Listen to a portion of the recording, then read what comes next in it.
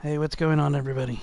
Welcome to my Mary Poppins Returns movie review. So I really was excited after seeing this movie. I wanted to come back and review it immediately. I went and saw this at a special event hosted by Disney, which, oh my god, the movie didn't start until 45 minutes after it was supposed to start, so I was really upset, but at least there were no previews. I was expecting some kind of a show, like they've done in the past. So I have no idea what happened there. So it started off bad in that sense, as far as the presentation goes. But I walked out of this movie feeling like $1,000,000. Man, I love this movie. Uh, it's a great family film. I would say if you're looking for something to do this next weekend, I know it's the end of the holidays now. This is probably a little too late. But I had a fantastic time. I really liked some of the songs. The Cover Is Not a Book, I think, should get nominated for Best Song. They gave us a free soundtrack. I still haven't downloaded it, but I've got the code for it somewhere. I probably already lost it, knowing me. Um, I think Emily Blunt is going to win the Academy Award for Best Actress. She does an incredible job. Now, when Disney first announced this movie, I was pretty concerned because I love Julie Andrews. I love The Sound of Music, and I think the first Mary Poppins, for which she won her Oscar, is a masterpiece. And I think she did those two movies back to back in 1963 and 1964, if I'm not mistaken.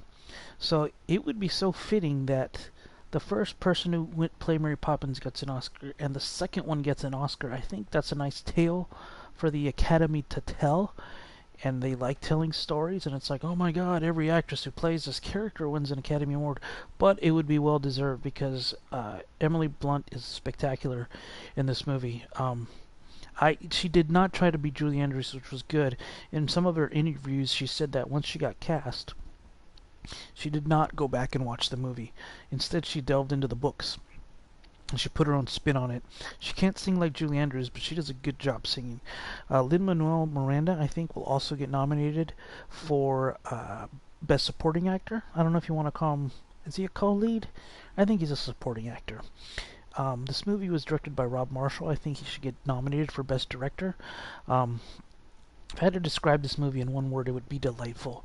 I just had such a good time, and I was so skeptical. I was so skeptical, and then the early critics reviews were coming out, and they were saying it was wonderful, it's great.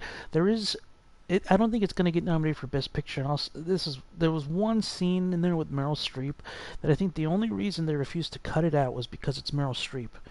You don't need Meryl Streep to sell Mary Poppins. You just don't. I'm sorry. No disrespect to Meryl Streep, but there's this one scene. It just stopped the whole movie. And I actually, at that moment, I got kind of like, I got taken out. I've been dealing with some like personal stuff, and I was completely distracted by the movie. And then it just like I was like, oh god, this is boring. And the song wasn't that good either. And then I just started thinking like of the stuff that I'm dealing with. Um, so it took me out of the movie. Um, and for that reason,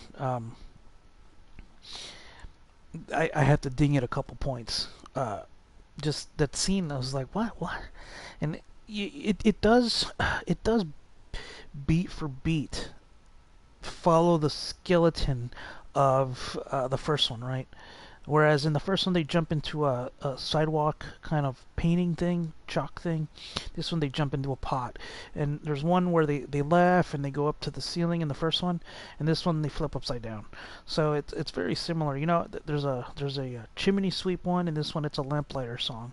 So there's a lot of parallels there, but it's its own movie. Um, right as soon as that entrance with Mary Poppins is one of the best entrances I've ever seen. It was like better than even any superhero entrance I've ever seen. I like got emotional when she showed up. At the beginning, it's a little bit slow, but maybe that 6 minutes, and then as soon as Mary Poppins shows up, the movie it's like wow.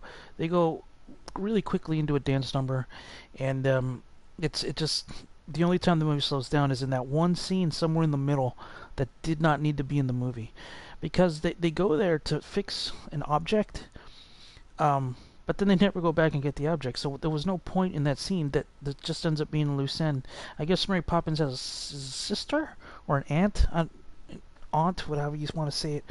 Um, anyway, The movie could have been in the mid '90s, and I even thought, even when I started, thinking about this review, thought '90. But the more I think about that scene, you'll if anybody sees it, you'll know what I'm talking about. I have to ding it a couple more points. So on the Star Strider scale, I would give this movie an 87, down from a 90 because of that scene. Although I did not like that scene. Um, that'd be one of those things where on the Blu-ray you just hit skip next. And I don't think you should ever sacrifice the quality of a movie for the name of a star.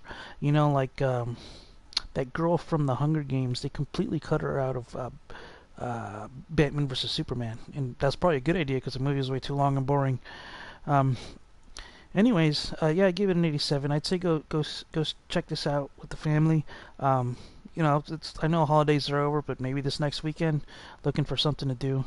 I recommend it, definitely.